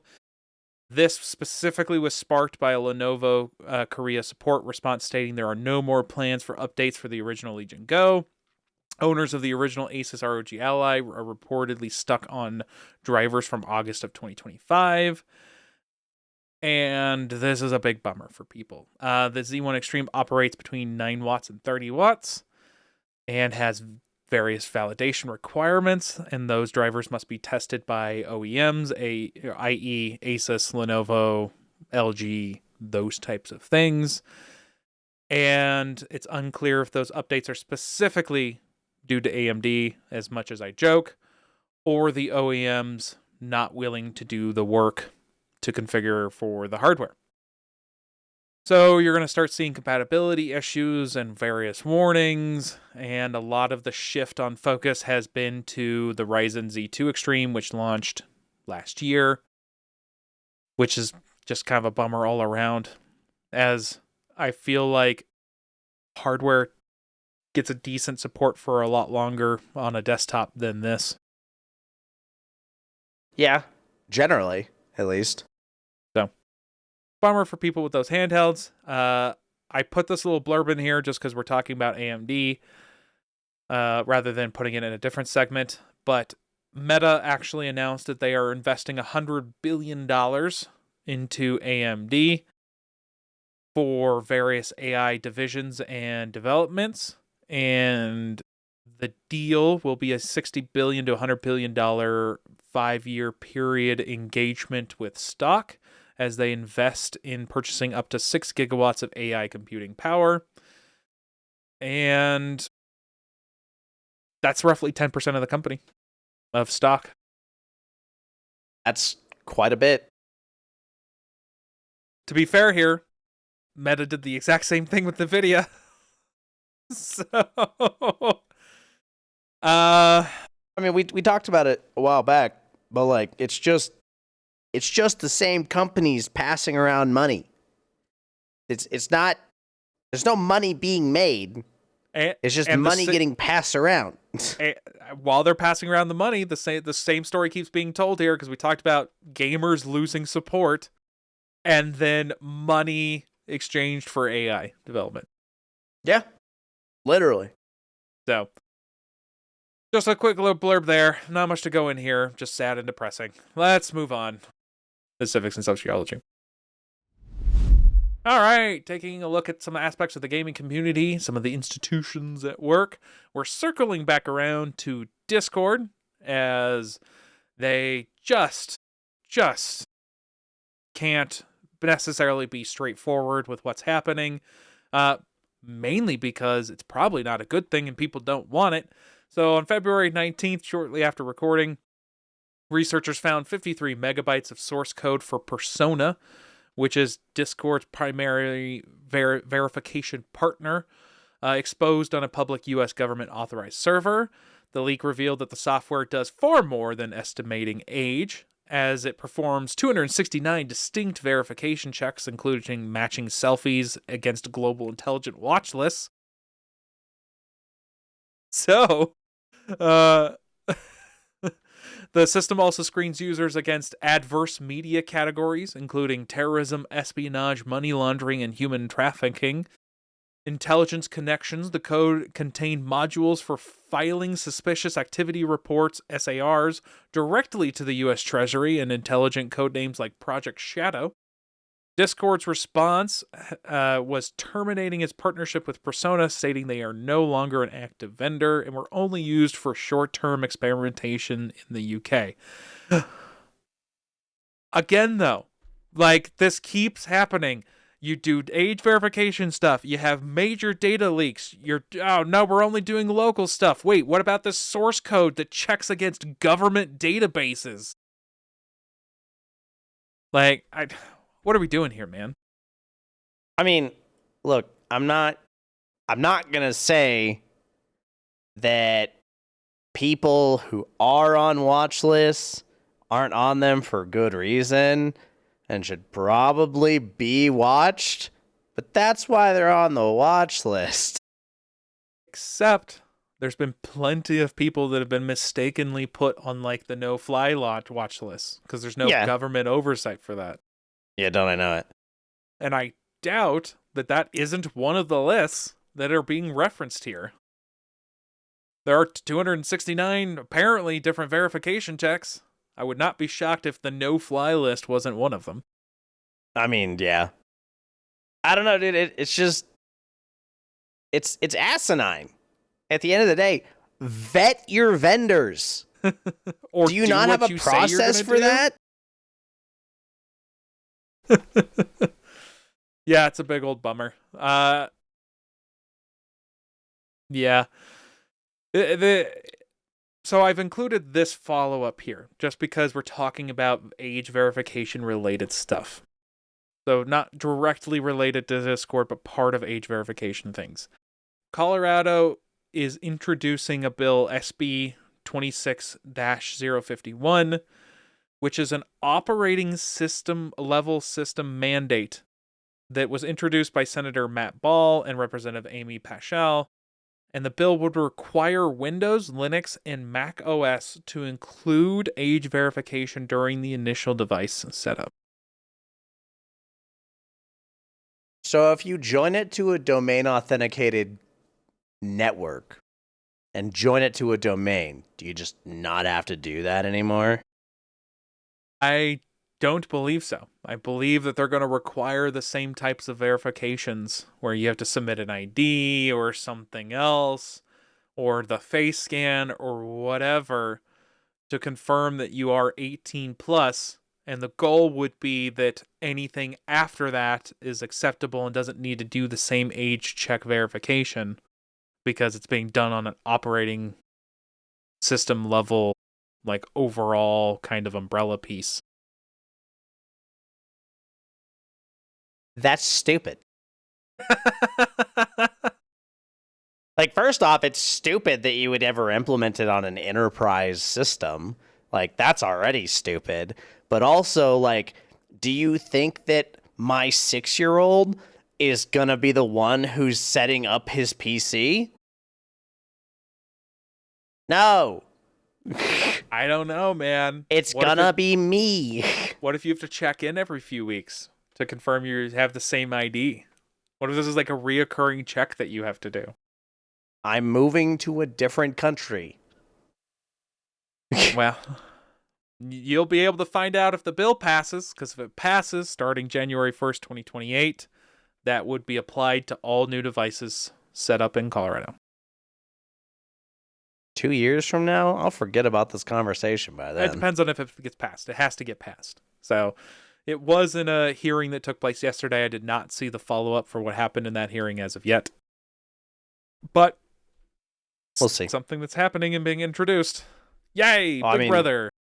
And when it's introduced in one state, it tends to get dragged into another one. Yeah, you're not wrong. That's the whole reason we're dealing with the age verification stuff now. It was the UK and then Australia. Now apparently we have to apply it to the whole world. So that 100% could be the thing that happens. I mean, we say that, right? We tout the same things and we praise the same kind of global implications that a single country can have when they ban loot boxes or when they ban microtransactions and things like that, right? We tout that and we appreciate that. But then on the flip side, when the same thing happens and it actually impacts us for something that we didn't want, now we're mad. But here's the difference. right? We're talking about things on a global level like gambling, which are already regulated at the local level, okay? No one is making my kid show an ID to go to the park. So, I mean, there's just not necessarily an equivalent here. Like I mean, you have to have parents accompanying them, but all that is a parent being complicit in managing their children, which is what it should be anyways. yeah, oh yeah, 100%. The internet is a space just like anything else is that you would put your child into. And if you don't teach them how to act in that space, guess what? They're gonna get taken advantage of in that space. 100%. Like, think of all the kids that parents just allowed to get bullied in schools. Right? And I do specifically say allowed because a lot of kids when I was growing up, like a lot of kids, they just let it happen. They didn't tell anybody, they didn't fight back, they didn't, do anything to stop these things from happening, right? And that's how you taught your child to interact with things they don't like, is to just put up with it and do it. Or be smart about it. Yeah. All kinds of actual teaching moments and options instead of the government running every aspect of your life. But that's just my personal opinion. Speaking of gambling and government, hot off of a lawsuit victory, Valve is being sued by New York because New York decided that they want to throw down with the champion and is suing Valve. We'll get into this. I'm not necessarily against what they're trying to do here from a conceptual level, but definitely I'm not sure the way you go about it. So, New York Attorney General Lolita James has filed a lawsuit as of February 25th, 2026 against Valve. The lawsuit claims that Valve's use of loot boxes in titles like Counter-Strike 2, Team Fortress 2, and Dota 2, because Valve can't do 3, constitutes legal and unregulated gambling that violates New York State Constitution and penal law. It's currently filed in the New York State Supreme Court, i.e. Valve has not yet issued a formal public response. That's literally happened today, so I'm sure there will be one at some point as of this recording. The core arguments of the lawsuit, slot machine mechanics. The Attorney General specifically calls out visual representation of opening loot boxes. If anyone here hasn't opened a loot box in Counter-Strike, literally what happens is in the middle of the screen, there is a single line, and various skins and conditions and rarity scroll across the screen until they gradually slow down, and whichever skin stops on that line, very similar to how a slot machine works, is the skin that you get. So this is true. Monetary value versus functionality, as the state argues that because skins have no in-game performance utility, but hold immense real-world monetary value, they function as gambling chips, which is also kind of true, as they do not have any function in-game other than looks. So, not fully there, but not that far off. They also talk about facilitating the gray market, as a key pillar of the suit alleges that Valve doesn't just allow skins trading, but actively facilitates and assists third-party marketplaces where virtual items can be cashed out for real currency. This one comes from the fact that it's basically tacit agreement. Valve doesn't actually do anything to support these companies, but they also don't do anything to shut them down. And I do think in Valve's favor, they actually within the last year made a change for customer security to prevent scamming that made trading on those third-party websites a lot more difficult. So they do at least have that in their back pocket as a knock against this.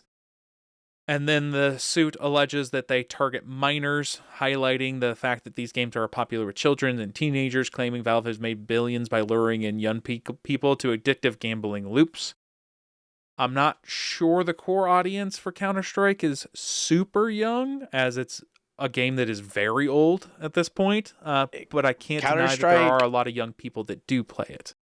Counter-Strike or Dota, like, I would not say that the primary audience for either of those is under the age of 25. Yeah. I agree with you. I think that's probably true. Here's the thing. I don't disagree that the loot boxes are gambling. They are. Like, that's 100% a real thing that's happening here. It's simulated gambling, yes. Yeah. Now, that we talked about multiple times in this podcast, family, children, and parent accounts. Steam is one of those platforms where you can make a child account that can't make purchases without your authorization. Weird. So, there is already a built-in mechanic because you have to buy money to purchase keys to open these cases, which is where the gambling comes from, that would prevent any sort of child from purchasing those keys. Now, third-party websites do exist, and although Valve doesn't enable those websites specifically, they also don't necessarily do anything to shut them down. So there are plenty of ways to get around that. Well, to be fair, any blatant misuse of terms of service they do shut down, but they allow plenty of trading to go on through those websites that can be tracked. So it is what it is there. I don't think this is the most egregious enemy or company that you want to go after. I think there's a lot more worse cases here. Ubisoft, EA, FIFA, Madden. Like, you're telling me literally that, like, none of those FIFA games with the literal loot box mechanics of player cards that you get in game that you then can use those players to play in game. Impact 100%. I think there's way more egregious examples out there than this one. Although, again, it is gambling, which is always been my biggest problem here with the loot box, with the box system in general in Counter-Strike. But I'm 50-50 on it, right? Because I wouldn't say that... Okay. Definition of gambling, okay? I know there is a real definition out there, but my definition of gambling is spending money in a chance-based system to make money. Right? That's my definition. That's putting it as in simplest layman's terms as possible. I don't think that anybody goes into the purchasing of these skins or of these loot boxes with the intent of making that money back. Some do, but I don't think that's what they first did. Well, so here's the thing. I think anyone who understands mathematic probabilities gets that. I think most people that have played Counter-Strike enough know that that's not how you make money. Active trading, like a stock market, is how you make money, where you pick up skins for cheap, predicting that their value is going to increase in the future for whatever reason, rather than specifically from loot boxes. But just like gambling, the problem is that a lot of people don't understand that. I literally talked to somebody 2 days ago who was... it sounded like they had just gotten into the game and was super excited, and they pulled a knife from a box and then proceeded to tell me that they've spent $1,000 on cases afterwards, looking for that next knife. They were looking for their next high. They're an addict. Because it's gambling, yeah. And I told them they need to just go buy whatever knife they want because they'll spend less money, and it's not something that they understood. So there are plenty of people where the predatory nature of gambling is what gets them to spend money on loot boxes because they're just not understanding the math behind it. Yeah. And I get that.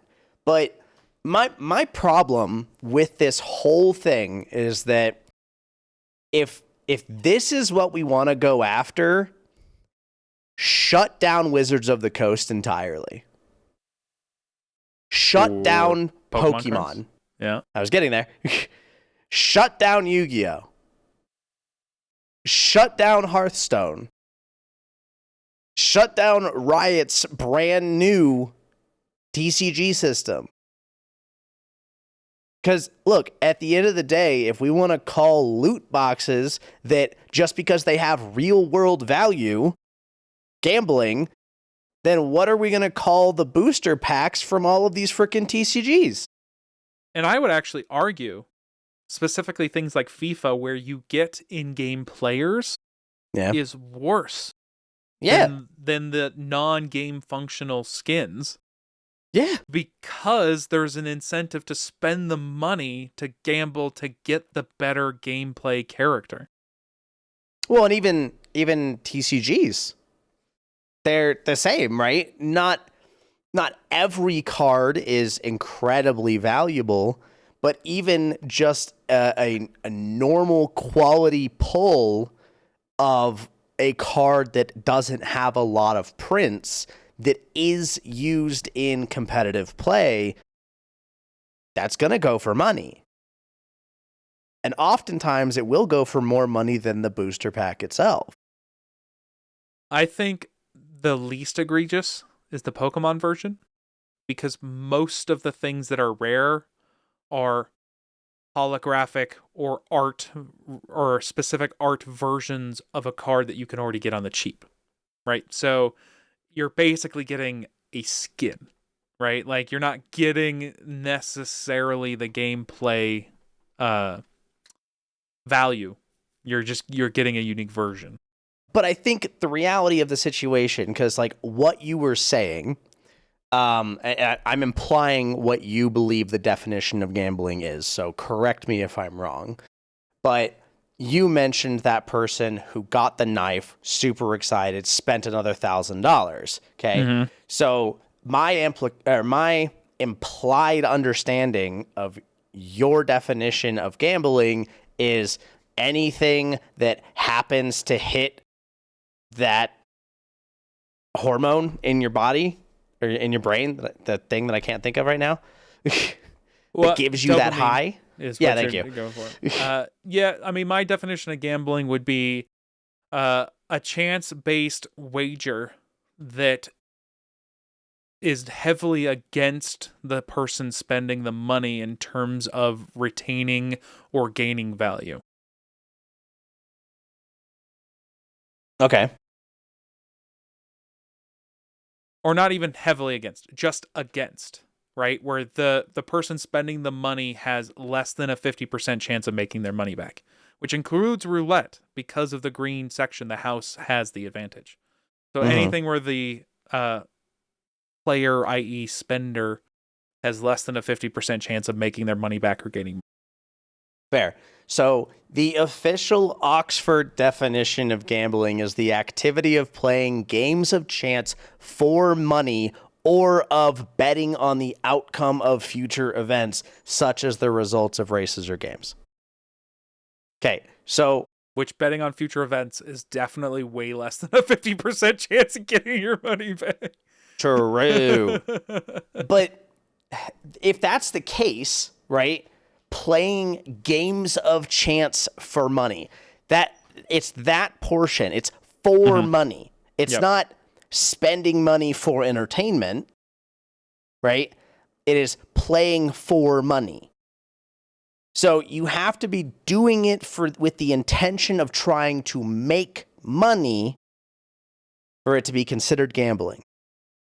I think for the modern definition, you would have to expand it to a chance-based game that results in you getting an advantage or making money. Because I think you have to be able to apply it to in-game advantages, right? Because technically you're not making money but you're playing a chance-based game to gain something, which in this case would be an advantage in game. So I think you would have to add that to the definition in general as we move forward, rather than just monetary. But point being is it still doesn't apply to Valve, because the system isn't set up to have people get money or have people get an in-game advantage. It's to, at the end of the day, accessorize. Can you make money playing it like a stock market? Yeah, you absolutely can. But at the end of the day, it is in the system, in Valve, on Steam, in the game as an accessory. You're not meant to make money off of it. Now, and actively, I will point out, Valve changed how they sold tournament stickers so that it was harder for people to make money. So they have done anti-market type things so that people make less money. They recently made the trade-up contract change that we've talked about here on this podcast, where it lowered the value of a lot of things. So there's plenty of things going in Valve's favor for this. Yeah. Oh, yeah, for sure. Well, and I think, unfortunately, the Attorney General is just, they're going at this the wrong way, right? They should be going at this from a consumer's rights standpoint rather than a gambling and targeting minors standpoint. You're not going to win that. It's not gambling, plain and simple, right? And they're not targeting minors. They're not targeting minors nearly as much as Pokémon is. Plain and simple, right? You're not wrong. they're just not, plain and simple. And at the end of the day, I'm not defending loot boxes, to make that clear to everybody here. No, I think loot boxes... both hate loot boxes. Yes, I think loot boxes are the most gigantic scam in existence. Have I put, some money into loot boxes here and there? Yes, because I would it's fun. Celebrate if they took loot boxes out of Counter-Strike and instead did, at the end of a game, a random chance roll for you to get a skin drop, and then just gave you a random skin drop. Right, or do a leveling system the way that original Overwatch did. Sure. Every time you get a level. Maybe you get guaranteed drops for XP, and outside of that, because not everybody can put in the same time, you get, after every game finished, you get a percentage chance at a drop. Yeah, I think the problem with that is you run into people actually playing the game for a living. You run into the but those people are going to get, and you could always cap it, right? Yeah. Percentage chance drop. If you hit 2 a week, you don't get another chance at it or whatever. Right. Then they just make more accounts. But anyways, my point but is like, anyways with the XP now, and you get a weekly drop, so that's already a thing. Yeah, fair enough. Happens. It's just those weekly drops can include cases to which you then have to spend money to. Right. Exactly. So I think ultimately going in that route, you run into the real money auction house problem of Diablo 3. I mean, the Steam market exists. Already. It does. It absolutely does. But to which you can not sell to that your extent. skins for money and buy games. So. Yes, I know. But this was real money. It didn't just go into a game balance account. That's true. You cannot make Steam funds real money. You can only be redeemed on Steam. That is true. Now you can redeem them for real world goods, i.e. Steam Index, or when it becomes available, Frame, Steam Machine, Steam Controller, that type of stuff. Sure.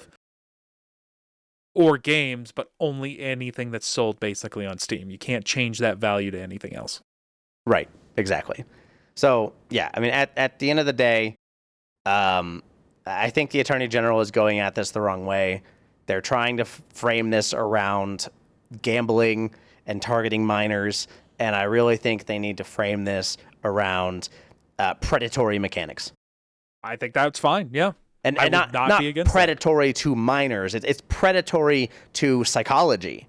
They are intentionally designed in such a way to make you pull the lever again and again and again and again. YouTube channels around opening CS skins, whether or not it's $1,000 opening and talking about throwing around $10,000s of dollars, and then those videos are sponsored by actual CS skin gambling websites with actual gambling mechanics. Obviously, none of it endorsed by Valve, but it's because it's a predatory mechanic, to your point. If it wasn't like that, it would be a lot different. Yeah, 100%. And I'm not going to say that I don't enjoy the occasional, hit of dopamine from something that is RNG oriented. I spent $2.50 on a key the other day and opened a case. Yeah. I'm part of the problem. There was a little bit ago, I want to say, there was the holiday sale on World of Tanks. I think I put $100 into cases and called it a day. I'm significantly better off than I was back in my youth. So I do what I want with my money at this point. I don't download mobile gacha games. Neither do I. I cannot, especially if they include waifus. It just won't go well for me. Did you delete the one with the guns? The waifu and guns? I deleted Girls Frontline, yes. I had a feeling. It got bad.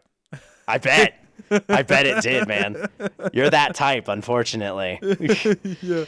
That's why you won't play MMOs. It's definitely one of the reasons. Yeah, I have, now to be fair here, I'm not talking necessarily thousands of dollars, but not necessarily money I wanted to have spent or money that I could afford to have spent on all of these, as some of it had to be paid off on a credit card.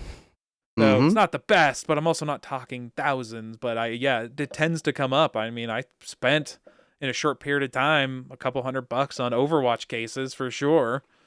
Back in the day, I do have a problem, so I do try to stay away. And it's one of the reasons why, instead of doing the CS skin loot boxes, I have picked a theme for my CS skins, and I just go get them directly. Or, I might, I have I do a lot of sticker trading, so sometimes I trade stickers for them. But the point being is, I just go get it directly. I avoid the gambling nature of the boxes. Yeah. I'm just going to go get the $15 skin that I want rather than open $50 of boxes to get it. Plague, are you telling me that you're a functional adult who can introspectively understand themselves and make changes in their life to be able to avoid a problem, a pitfall that you are aware of yourself? Yes. That Shit, is true, man. I know, it's kind of I'm crazy. so proud of you, brother. Yeah, it's why I haven't played Zone's Endless Zero or any of the other games that exist like that. I've stayed away from them from that exact reason, yes. That's funny. Even though I've watched the Bernice music video a couple of times. A couple of times? She's got a flamethrower. It's dope. But yeah, I stay away from those. Look, I'm glad that I have the willpower and understanding of myself to do that. There are some people that definitely struggle with that, and hopefully they have friends and family for support of that type of nature. But it's also why it's unfortunate that sports is inundated with gambling ads throughout. And even nowadays, you can't do one of the biggest games that exist without, looking at the gambling, because the weekly drops that you can get sometimes include a case. So you can't avoid it either in the game. You have to choose to actively, while it's in your face, you have to choose to actively say no, which is a struggle for a lot of people. And unfortunately, League of Legends is the same way.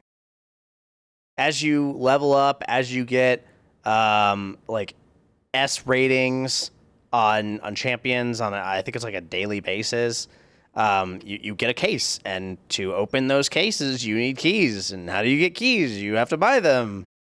Weird. I've just never interacted with that system. I understand why it exists. It's a free to play game, but I've just never interacted with the system. If I want a skin, I just buy the skin. Yep. Have I spent close to 10,000 on League of Legends? Probably. I mean, fair. Yeah. But it's probably less than you would have spent on the boxes. 100%. So and there are the occasional like free keys that they give out here and there every whatever. And do I partake? Yes, it's free. Yeah, why not? When there's an event or something or an option or the battle pass per se, where you can get value for your money, yeah, go for it. But that's where we are. I think we've run a little long. We have. So I don't want to bait and switch people. So I'm going to tell you, if we get to it next week, great. If we decided to skip it, then you'll know that the story for Meta is the fact that they've patented an AI that will keep somebody's social media account running after their passing. I hate that. Yeah, I absolutely hate that too. So maybe we'll do it the first thing next week and we'll talk about it. I just didn't want to keep people on a hook considering I mentioned it last week as well. So if you want to go look up that story, go for it. If not, we'll probably talk about it next week for at least a little bit. All right, people, I think that's all we have. I believe so as well. Alrighty, everybody. Close your books, pack those bags, pick up your loot boxes, and take all your skins and get on out of here back to your respective games. That's all we have for this week.